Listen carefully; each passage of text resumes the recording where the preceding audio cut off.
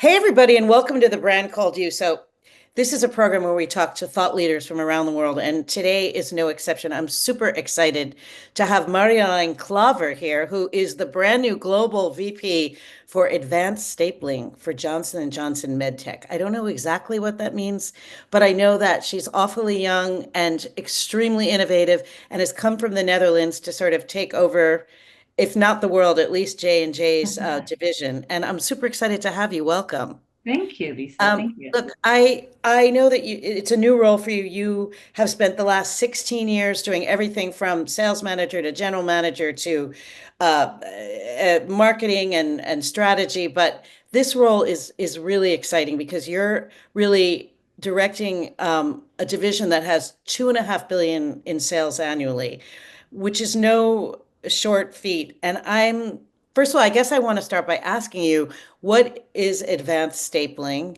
What is your role? And then we'll get to the really juicy stuff. Great. Well, thanks for asking. Yeah, it's advanced stapling is probably just a term you would understand when you work at Johnson& Johnson or one of their competitors in the same field.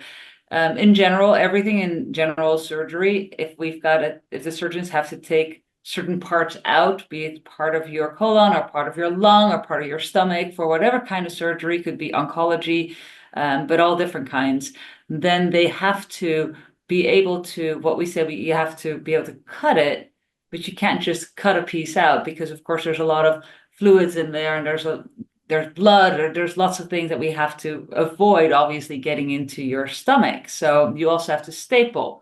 So it's devices that are allowing us to take certain parts away that are ill or that need to be taken out by the surgeons, and that we deliver that to the ORs and to the hospitals.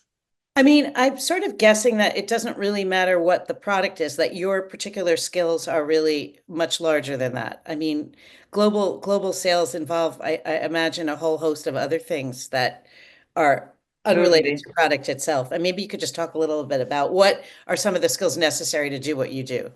Yes, because I am not someone who can actually create the devices, right? We've got amazing engineers that do that, that understand how all that works. I don't. I love talking about it and learning, but I don't understand it, and I could never develop it myself. My role is really to ensure, for the portfolio that we have in the market, how can we best train surgeons to use the product properly so that the patients who get treated are treated to the best possible extent. And that's our role. So make sure that the people from our teams that go into the hospital and that sell the product, but also the surgeons or the staff of the OR that uses it, do it at the best possible, in the best possible way. We also train around the type of surgeries. So that is one role, is ensuring that the current platform is really utilized to its potential. Then the second part is, what is the need for the future? How can we continue innovating on where there is a real need? So there's still a lot of patients that have to be reoperated. So that's a burden to the patient mainly, but also to everyone, right? So how can we avoid that as much as possible? And to do that, we have to continue innovating our products as we learn more and more and more. And so it's also my responsibility with the team to understand, what do we need to innovate, and then talk to the engineers and say, okay, we've got this great idea from a commercial mindset, but then how do you translate that into a new device? So that's something we work with together strongly with the engineering team, the R&D team. But we also have to make sure the product gets to where it needs to be. So we work with supply chain. You need to think about the trends in the market. What's going to be the need for the future? And these type of questions would really pass through my desk, so to say. And Are I mean, since you're really thinking on a global scale, are needs are they very specific to each country, or there's a need in one country, there's a need everywhere, or do you have to think culturally as well as globally? no, I think the biggest difference across the globe is more the healthcare system, right? So reimbursement for certain procedures or not. You would have maybe some different, globally, you have the sort of the same players that we dominate the market with. But if you look at the regions, there might be some local players as well. So that might be slightly different. What do you But mean by a local player? so manufacturers of the same product. I see. Yeah. So that could be slightly different, but overarching, the product is used for the same procedures and the needs for the patients is the same. If you need to have part of your stomach taken out, it doesn't matter where you live.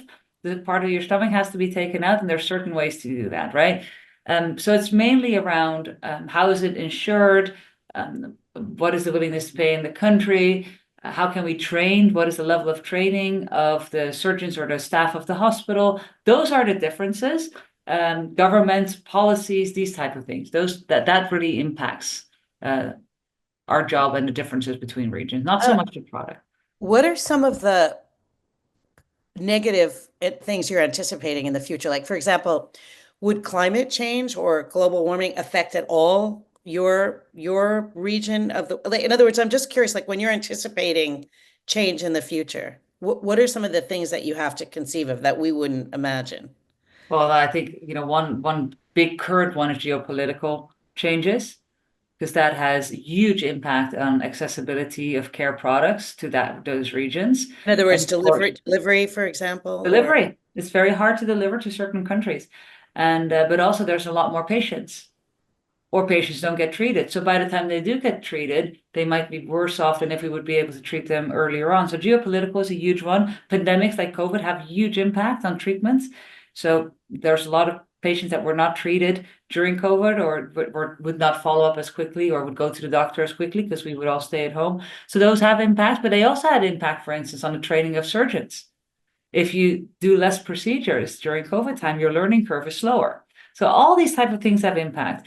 What is also a huge impact is sustainability. Sustainability has a lot of impact from the climate itself, has impact on the human body itself, right? So that's what we see with pollution, for instance, but yeah, sustainability is a huge, huge factor across the globe, and also everything that it causes. And we're speaking today, and last week we had huge floodings in Spain, for instance. right. All these type of things have impact on the healthcare of the humans, and then ultimately the need that they're going to have in the future. So yes, for sure.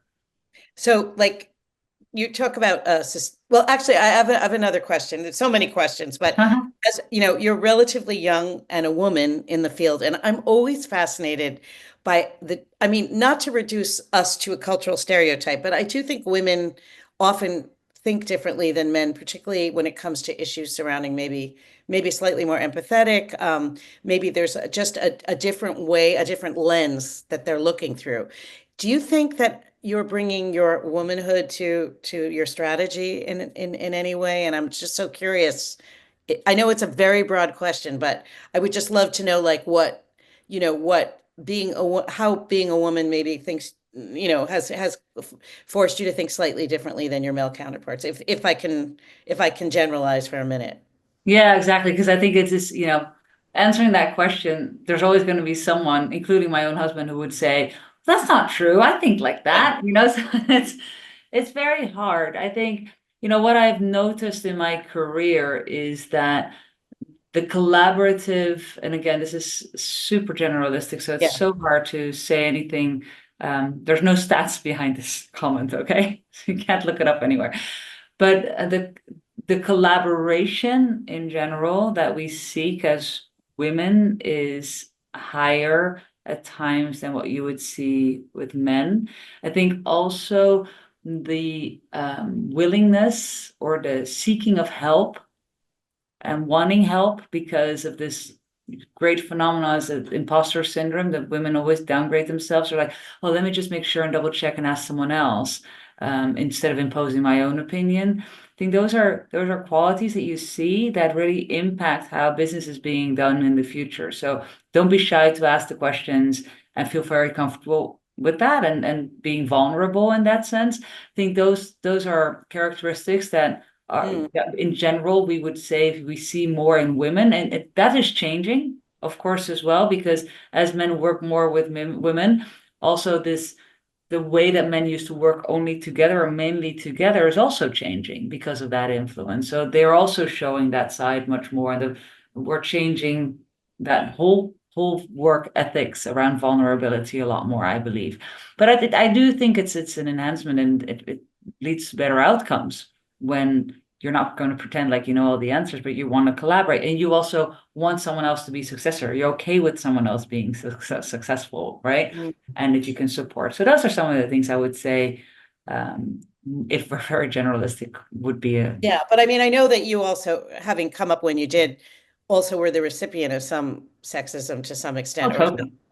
maybe you could just like what were some of the particularly poignant things that you remember about? Well, I think, one very obvious one, which I always like to start off with, is I walked into this meeting with industry leaders, so from all different companies, and we walked in, and no one really knew each other very well, because that wasn't something that they used to do in the past. And so we all got together, and I was asked where the coffee machine was, and I was like, "Well, I don't know because I'm just like you, a participant in this meeting, and I haven't been to this location before. So if you know where it is, please let me know." And then they are fully ashamed, of course, that they've asked you where the coffee is, and not seen you as a true participant to the meeting. So I think, I've had a fair share of those, and interrupting you or not letting you speak when they know you want to speak. But that all changes the minute you do speak. And like, oh wow, there's actually something sensible coming out of this lady. And then they start to listen. But that is something that I've experienced a lot. I think the worst one I've experienced is someone once that I've met once said to me, "Oh, your career aspirations probably are changing now because you're pregnant." And I was like, "Oh, that's interesting. I've never talked about that, and I don't know where you get that idea from. Why would that be true? And have you ever asked a male friend or whoever you know in the industry or outside the industry, like, oh, your wife's pregnant now, your career aspirations will probably change." That's not a common question to be asked to a guy, right? So I think that was one that was, it was so clear that there was so much judgment behind getting children and having children and being a mom. And Still, no, still you see it, no. still you see it. And you still get questions. So I have a job now in the US, and my family stayed back for personal reasons, which make a lot of sense for choices for my kids, actually, to allow them to do where they're excelling and where they feel comfortable and they have an opportunity. So we said as a family, okay, let's then split up. And I travel and commute back and forth quite a lot. But a lot of people ask me about, oh, is that really possible? How do you feel? You're going to be away from your kids, and how do you manage all of that? And I always ask them, do you ask all these questions to your male colleagues or your male friends? Because there's a lot of people that do this, but somehow I get this question from everyone, and everyone has this huge opinion about this, good and bad. Also female, don't forget that. They're also very judgmental in that.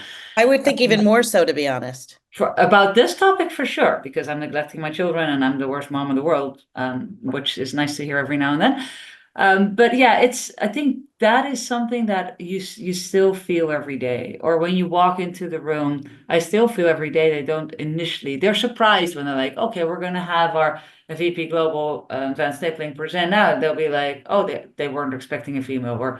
And it's becoming more and more natural. I think in J&J we have a lot of female leaders, so thank God that is helping, right? Because it's not something new. They're used to having strong female leadership across the table. But these type of questions, when it comes to family or motherhood, it's still a big question. Yeah, it's just amazing to me. And what nobody considers is that you're basically raising not just a daughter, but a son who actually believes this is what a woman does. Yeah. Like you're modeling for your son and your daughter. Like how much more, how monumental is that? In terms of change, but it's never really looked at. But I know that you're kind of trying to pass it on these um, in through mentoring, from what I understand. Can you talk a little about the role of mentoring and how important it is, and as an executive and so forth? Yeah, I think it's huge because you learn from your mentees a lot as well, right? So I've been in sponsorship programs, and I've been a sponsee, mentor, mentee, and both are great to be in, right? I think we all need to have those in our careers or in our lives even. Um, but having young female talent and being able to mentor them, these are the type of questions that they can ask. How did you manage with young children? How did you manage with two careers, husband and wife, and who takes care where? How do you respond to sexist comments from your boss or your a peer or whatever? It's such a safe environment that you can really support women as they progress in their career how to deal with it and when to stand up and when to ignore or when to, really have their voice heard. And how do you find your way? Because it's not perfect. We know it's not perfect. It's going to take a very long time before it is going to be perfect. So I love doing that. I've always really appreciated being able to be a mentor to people. Yeah. Did you internalize a lot of the negative comments and sexism initially? Like, I mean, was it a process for you to sort of grow into your Yeah. choices? Yeah. Because, in general, senior leadership when I started my career was very male dominated. And who do you raise the topic with?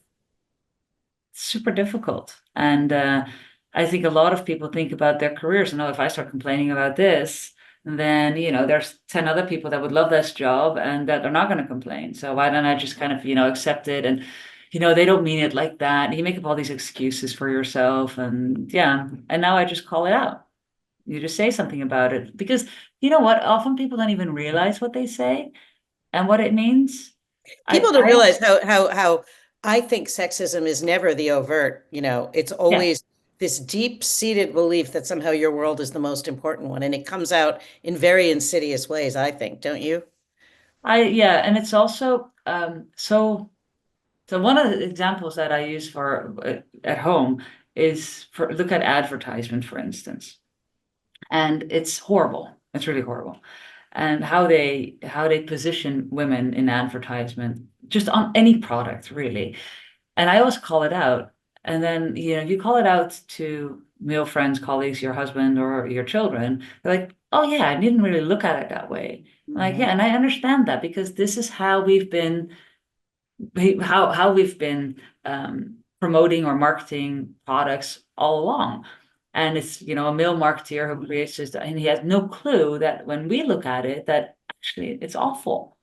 I went to, as I now live in the US, I went, and I'm going to say something that maybe we have to cut from this whole lovely podcast, but I went to a American football match and I was looking at the cheerleaders Oh, and I was like, are we all really still okay with this? Because I'm I, actually not really okay with this anymore. it's funny you're saying that because there's a new, I think it's on Netflix, a series about the Dallas Cowboy cheerleaders. And was so shocking to me is the whole team is cast and trained and run by women who are so happy to be perpetuating this whole thing. They have to look a certain way and they have to be blonde and tall and models and skinny. And it's so misogynistic. And yet it's so steeped internally into the whole Yeah, psyche. It was yeah. horrifying to me that we can't stand outside. And I think about it all the time. But, it's often very much easier to criticize something totally foreign to you than the very thing you're living with. Yeah, Uh, but if you ask men about this as an example, but also like sometimes, billboards on whatever, I'm like, oh yeah, no, I don't even look at that. I don't think that's, now I don't even see it as like that. And then you call it out what I see, and I'm like, you're absolutely right. This is wrong, or we should, this has to change, or and yeah, so we're far from but that. change can only happen when women stop auditioning. I mean, Yeah, the thing is that the problem is that women are still desperately seeking that role as yeah. cheerleader. I feel like, it's the women that it's only going to come from the women. The men are happy to keep going along with it. You know what I mean? Well, you have to just be so thoughtful around Yeah. the choices, right? So as a parent, you have a huge responsibility to share with your children, like, why do we think that doesn't make a lot of sense anymore? Or what does it mean to someone else? That's what you also do in business. That's why I like to mentor people. How is that perceived? How are you looked upon if you react like that? And you're right. I mean, we have to together figure out how to stop this because otherwise it's going to continue. Well, let me ask you, just as your new role now as VP, are you kind of standing outside and seeing any kind of things any institutions that seem like really needing change in terms of gender and discrimination? And are you making subtle changes to the way things are run Oh, I or think we do that every day. I think that's just part of the job. And as you get more mileage and you're strong, you feel stronger in the position that you have, it's easier to comment and to share that. So that's also our duty as senior leaders to start to really call out when we think it's uncomfortable or it's unfavorable. But it's something you do every day. You do it in small bits by just calling out when you see something, and then it's kind of helps that maybe I'm Dutch, so you say Yeah, things too I often wanted to ask you. anyway. No, I did want to ask you about that. Like coming from another country. First of all, I'm sure you're observing tremendous cultural differences, but does it help to be foreign, like as an outsider in a No, I way? think it always helps to be an outsider, to look with a fresh pair of eyes into Yeah, what is happening around you. And that doesn't matter if yeah, it's in business or if it's private or whatever, yeah. right? But just to, like I said, when I tell people about the cheerleading of the American football team, and I was sitting next to a woman who's just gone her whole life to this American football team, and Right, she's never given it thoughts, just like, oh, right. just part of it. I also thought the competition of how many hot dogs you can eat, I think that's also really terrible. So, and when I tell people, I'm like, that's actually really disgusting, and they're filming it, and it's really not nice to look at. So yes, a fresh pair of eyes gives you insights Yeah, or shows you, yeah. and but it's also nice when people do that back to you, right? About your culture. But what helps is that in the Netherlands, of course, we're very much raised to speak up and to say what you feel and your opinion. Now you've got to manage that properly as well. But that helps because you're trained to speak up, and you're less shy maybe sometimes, or you're not too worried about speaking up because that's How do you feel about, I mean, even though we're becoming more cynical by the day, but there's still the American optimism and this capacity to reinvent that doesn't really exist in the Netherlands too much. Is it rubbing off on you? I mean, is there any kind of American values or qualities that are new to you that are kind of nice? Oh no, but I think it's great. I think the culture, what I truly appreciate on the workforce is that I find people very collaborative. I find people insanely friendly. Seriously, it's like everyone wants to help. If you go to most of Europe, you get grumpy service or really crappy service, and it's like I always ask the people, like, why did you choose this job if you don't like it? Obviously, because you're so unkind to me having to bring a coffee that I ordered. Maybe try another job, right? So I think in the US, it's always people are just super, super nice to you, which in general creates an atmosphere which is nice to be in. And the And Dutch are suspicious of it. They don't trust it. They think that it no, can't no, be. of course, because it's all fake, right? It's all because they want tip or they want, which is nonsense because I really see it everywhere. Everywhere people are really friendly and they're very welcoming and they want to talk and help and share. So yeah, no, I think that positivity is great. Mm. Yeah. So, I can't believe we're almost at the end of our time. So you just said, I just sort of want to end with the future. You said that you're constantly looking for innovations. Can you tell me what something you're dreaming of or working towards or, that you would love to see happen as you move forward in this role? Yeah, so I'll quote something. So I had a holiday last week, and I went with my kids for 2 days and a night out, something fun. We went to the city, and we're talking about history. I don't know how we got to that topic, but anyway, we're talking about history. And my son asked me, "What do you think is going to be in the history books about us?" Wow. And I'm like, "Yeah, that's a good question." So there's going to be some stuff that's not that great, but let's not talk about that. Of course, COVID, things like this. And I said, you know what? I think in your lifetime, you are going to find a cure for cancer. And I think that's what I work for every day is can we get as close as possible to Mm, diagnosing early mm. and to treating before it becomes the disease or before, and how can we make people healthy or keep them healthy? I think that's what we're really aiming for. That's Preventative. that's the one thing that I think is fascinating about where we are. So if we could all focus the world's attention on things like that, then we'd be in a much better place. Hey, thank you so much. I wish you such success in your new role, and I'll be checking in with you and to see how you've changed the world, or at least your office, Not kind of your stuff. immediate office. Together with great people. Yeah. Thank No, thank you so much. I really do appreciate it. you, Lisa. This was Okay. fun. Thank you. Okay. Bye bye. Thank you. Bye. Thank you for listening to the brand called You videocast and podcast, a platform that brings you knowledge, experience, and wisdom of hundreds of successful individuals from around the world. Do visit our website www.tbcy.in to watch and listen to the stories of many more individuals. You can also follow us on YouTube, Facebook, Instagram, and Twitter. Just search for the brand called You.